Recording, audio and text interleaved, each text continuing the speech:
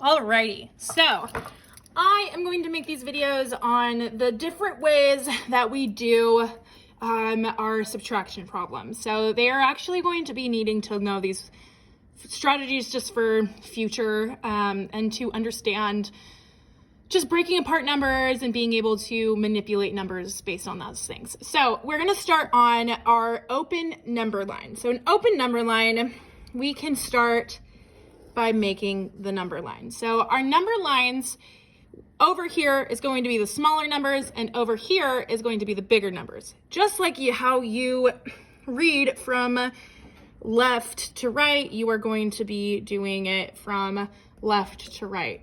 Bigger numbers over here, smaller numbers over here.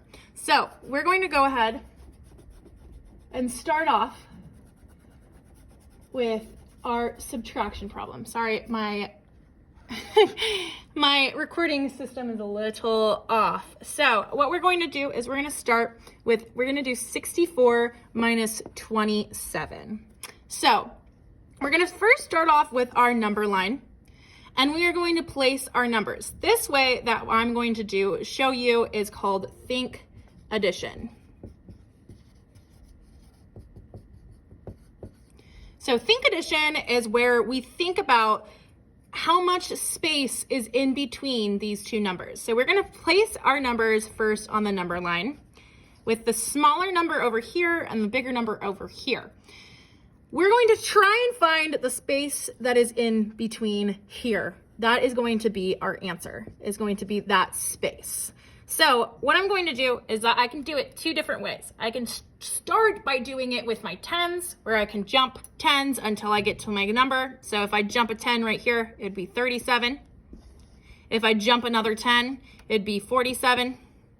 If I jump another 10, oh, I'm making way too much. This is one of the problems where we run into with number lines. So we want to make sure that we make our number line a little bit shorter. So we can start by doing it over here. So we can do 37, you can do 47, I can do 57, but I cannot do 67 because it is past our number over here. So I'm going to make those as tens. And then I am going to go to the next 10 right here because I like to work with tens buddies to make 10. So I'm going to hop 3 to make my next 10, which is 60. And so in between 60 and 64, I know that that's easy because I have a 0 in the ones place and a 4 in the ones place right here. And the tens place is the same. So I'm going to say that it's 4. So as I said before, you are going to add up all of your jumps to get your answer. So I have 10, 20, 30, and then I have 3 plus 4 is 7. So I have 30 plus 7 equals 37, which is my answer. So that is think addition with a number line. But you could also do it where you start off with making that 10. You can start off with making that 10 instead of doing your tens first. So I'm going to start off with making my 10, which from 27, it is 30. And 30, from 27 to 30 is 3.